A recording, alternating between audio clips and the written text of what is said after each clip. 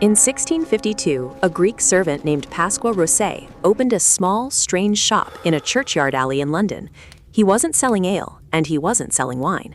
He was selling a dark, bitter liquid that tasted, according to one disgusted writer at the time, like old shoes and soot.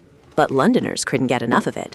You have to understand the psychology of the time. Before this dark drink arrived, the average European drank weak beer or wine from morning until night, trapped in a mild, continuous depressive haze just to safely hydrate. Then came coffee. Suddenly, people were awake. They were focused. They were talking. This wasn't just a beverage. It was a mass-scale neurochemical revolution. But the story of the bean that brought humanity out of a drunken stupor and into the Enlightenment doesn't start in a London alleyway. It starts in the highlands of Ethiopia, where a peculiar red berry first rewired the of an Ethiopian goat herder named Kaldi, who noticed his flock bounding with manic energy after eating berries from a certain tree. Whether Kaldi actually existed or not, historical records show that by the 15th century, Sufi mystics in the mountains of Yemen had discovered how to roast and brew the seeds of these berries. For the Sufis, coffee was a spiritual productivity tool. It allowed them to perform late-night devotionals and endless chanting without succumbing to human fatigue. Modern neuroscience shows us exactly why this worked. Caffeine, coffee's active compound, is a master of deception. It perfectly mimics the shape of adenosine, the neurochemical that accumulates in our brains throughout the day to make us feel tired. By plugging into adenosine receptors, caffeine doesn't give you energy. It temporarily blocks your brain's ability to feel fatigue. The Sufis weren't just staying awake, they were chemically overriding their biological limits to monasteries of Yemen. Coffee swept into the bustling heart of the Ottoman Empire. By the 16th century, cities like Cairo, Damascus, and Istanbul were dominated by a new kind of establishment, the kahvehkhane, or coffee house. These weren't just places to grab a drink. They were the world's first true information networks. We must act now. Men from all walks of life gathered to play chess, listen to music, and most importantly, debate politics. Ruims quickly realized that when you put a group of hyper-focused, wide-awake men in a room together, they start questioning authority. Coffee houses became known as schools of the wise, but to paranoid sultans, they were hotbeds of sedition. Murad IV of the Ottoman Empire actually made drinking coffee a capital offense, roaming the streets in disguise and executing rule breakers on the spot. But the human drive for connection and caffeine was too strong.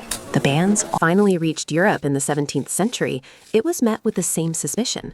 Venetian clergy condemned it as the bitter invention of Satan, until Pope Clement VIII took a sip, found it delicious, and supposedly baptized the bean to fool the devil. With the Pope's blessing, coffee houses exploded across the continent. In London, they became known as penny universities. For the price of a penny, you could buy a cup of coffee and sit in on conversations with the greatest minds of the era. Isaac Newton dissected physics in coffee houses. The London Stock Exchange was born in one. The French Revolution was plotted in the cafes of Paris. Coffee shifted European society from a depressant-fueled agrarian culture into a stimulant-driven age of reason, industry, and hype. Finding this story of enlightenment inspiring, hit subscribe, because the engine of this progress was about to take a very dark turn. As demand for coffee skyrocketed, the European powers realized they needed massive amounts of land and cheap labor to grow the finicky crop. The Dutch smuggled coffee plants into Java. The French brought them to the Caribbean. The Portuguese brought them to Brazil. And to harvest these millions of trees, these empires turned to the transatlantic slave trade. The enlightened cafes of Paris and London were directly fueled by the brutal subjugation of millions of enslaved Africans working under horrific conditions in the sweltering heat of Saint-Domingue and South America. Just like sugar and chocolate, the intellectual awakening of Europe was paid for in blood. Coffee took on a different psychological weight. Leading up to 1773, Americans loved British tea. But after the Boston Tea Party, drinking tea became a symbol of treason. Coffee became the patriotic alternative. Thomas Jefferson declared it the favorite drink of the civilized world. By the time the Industrial Revolution took hold in the 19th and 20th centuries, coffee had transitioned from an intellectual luxury to an absolute industrial necessity. Factory owners realized that the natural human circadian rhythm wasn't built for 14-hour indoor shifts. The solution was the institutionalized coffee break. It was a calculated productivity hack. By providing coffee, employers could artificially suppress their workers' adenosine levels, squeezing out extra hours of focused, repetitive labor that the human body would never. Coffee is the second most traded commodity on Earth, right behind oil. And in many ways, it serves the exact same purpose. It is the fuel of the modern machine. We consume over 2.25 billion cups a day. It powers Wall Street traders, exhausted parents, and software engineers writing the code of our future. Yet the supply chain remains deeply inequality. Millions of smallholder farmers in the global south live in poverty, vulnerable to volatile commodity markets and a changing climate that threatens the delicate Arabica bean. The next time you hold a warm mug of coffee, feeling that familiar rush of focus and drive, remember what you are drinking. It is a neurochemical hacker. It is a catalyst for revolution.